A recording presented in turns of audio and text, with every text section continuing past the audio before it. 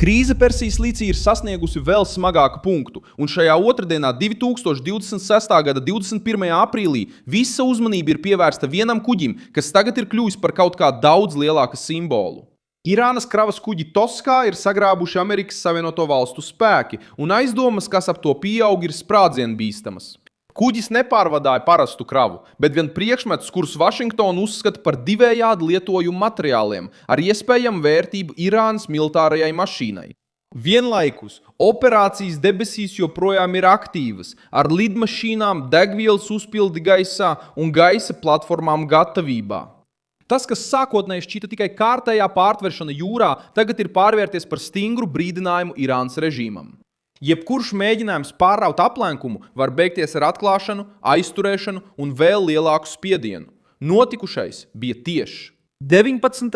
aprīlī Arābijas jūrā USS Spruans pārtvēra kuģi Toska, kad tas ar ātrumu 17 mezgli devās uz Bandarabbasu. Saskaņā ar Centrālās pavēlniecības oficiālo ziņojumu apkalpe 6 stundu laikā saņēma vairākus brīdinājumus un tika informēti, ka pārkāpja ASV noteikto blokādi. Tā kā netika pakļauts pavēlēm, iznīcinātāja kuģis deva rīkojumu evakuēt mašīnu telpu un vairāk kārt izšāva ar savu 5 colu lielgabalu, lai padarītu dzinēju nelietojamu. Pēc tam 31. ekspedīcijas vienības jūras kājnieki uzkāpa uz kravas kuģa un pārņēma tā kontroli, un kuģis joprojām atrodas amerikāņu kontrolē. Bez aplinkiem. Bija brīdinājums, bija atteikums, bija šāviens un bija sagūstīšana. No vienas puses, Amerikas Savienotās valstis, izmantojot jūras un gaisa spēkus, lai uzturētu blokādi, kas jau bija ierobežojusi ar Irānu saistīto satiksmi. No otras puses, Irisel kuģis, Irānas kuģniecības grupas kuģis, kas kopš 2019. gada ir pakļauts ASV sankcijām par saistību ar iepirkumu aģentiem un režīma balistiskās programmas ķēdi. Aģentūra Reuters ziņoja, ka drošības avoti vērtē, ka Toska pēc ceļojuma pa Āziju visticamāk pārvadāja divējāda lietojuma preces. Pati centrālā pavēlniecība jau bija uzskaitījis metālus, caurus un elektroniskās sastāvdaļas kā materiālus, kuriem var būt gan rūpniecisks, gan militārs pielietojums. Vienkāršā valodā sakot, aizdomas nav par parastām precēm. Runa ir par jutīgiem materiāliem, kas ir noderīgi, lai režīms varētu izdzīvot aplenkuma laikā. Tieši tur šis fakts iegūst nozīmi. Katras konteineras galīgais saturs. Kuģa uzvedība, tā maršruts, tā vēsture un sākotnējais jūras avotu novērtējums norāda uz kravu, kas tiek uzskatīta par stratēģisku. Toska tika konstatēts Ķīnas Taikangas ostā 25. martā, pēc tam tas devās caur Gaolanu, Ķīnā, un vēl uzņēma vairāk konteineru netālu no Portklangas, Malaizijā, pirms parādījās Omānas līcī jau pilns. Tas palīdz atbildēt uz jautājumu, kāpēc notika pārtveršana. Vašingtonai tas nebija tikai kravas kuģis, kas mēģināja iekļūt Irānas teritorijā. Tā bija iespējama apgādes līnija no Āzijas pašā krīzes laikā ar potenciāli pastiprināt Teherānas militāro struktūru. Šī stāsta vieta ir izšķiroša. Kuģis tika apturēts šajā joslā. Josla, kas savieno Arābijas jūru ar Omānas līci, jau jutīgajā asā, kas apgādā Irānas ostas un savienojas ar Hormuza šauruma krīzi. Kopš blokādes sākuma aplenkums vairs nav tikai retorisks. Centrālā pavēlniecība ziņo, ka līdz Toskas sagrābšanai jau 25 komerciālie kuģi bija spiesti atgriezties. Arī Reuters iepriekšējā blokādes atjauninājumā reģistrēja 23 novirzītus kuģus. Tas parāda, ka Toskas sagrābšana nebija atsevišķs gadījums, bet tas bija agresīvākais incidents operācijā, kas jau bija sākusies. Jūra ir kļuvusi par tiešas spiediena izdarīšanas rīku. Tie, kas tagad mēģina izlausties cauri, zina, ka viņus var ne tikai brīdināt, bet arī reāli apturēt. Un kā ir ar iznīcinātājiem kustībā?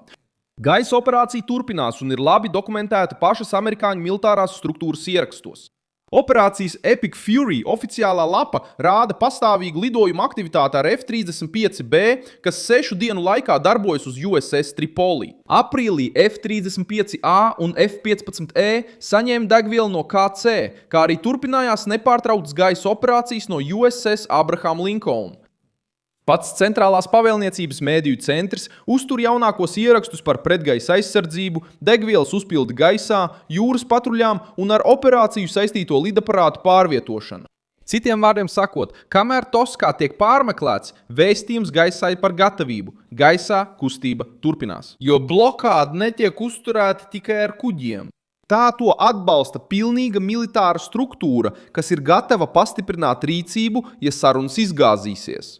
Kad šis stāsts sasniedz vissaspringtāko brīdi? Tieši šodien, 21. aprīlī.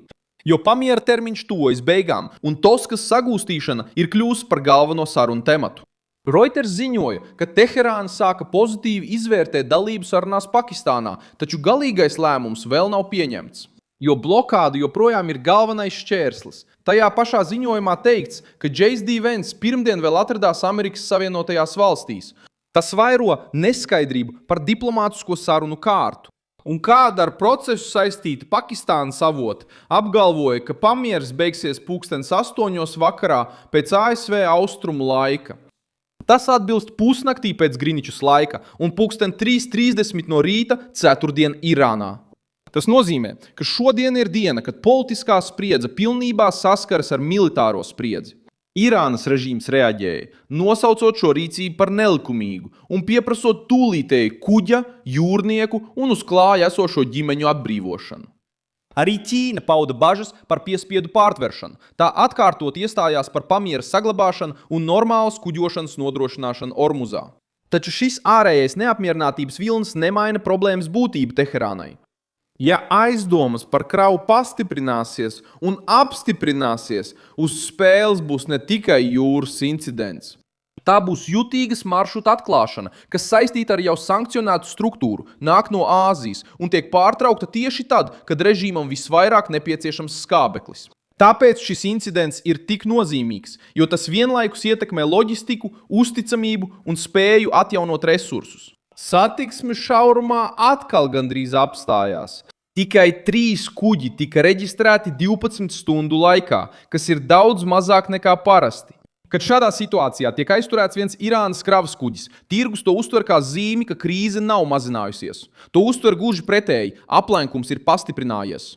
Galu galā Vašingtona uzskata, ka tur ir atradusi svarīgu ceļu, lai apgādātu Irānu pašas krīzes laikā. Toska kļuva par ziņu ne tikai tāpēc, ka tika aizturēts. Tas kļuva par ziņu, jo tā aizturēšana norāda uz kaut ko lielāku, nērtāku un bīstamāku. Iespēja, ka kāds slēpts mehānisms tiek ar spēku izrauts no tumsas.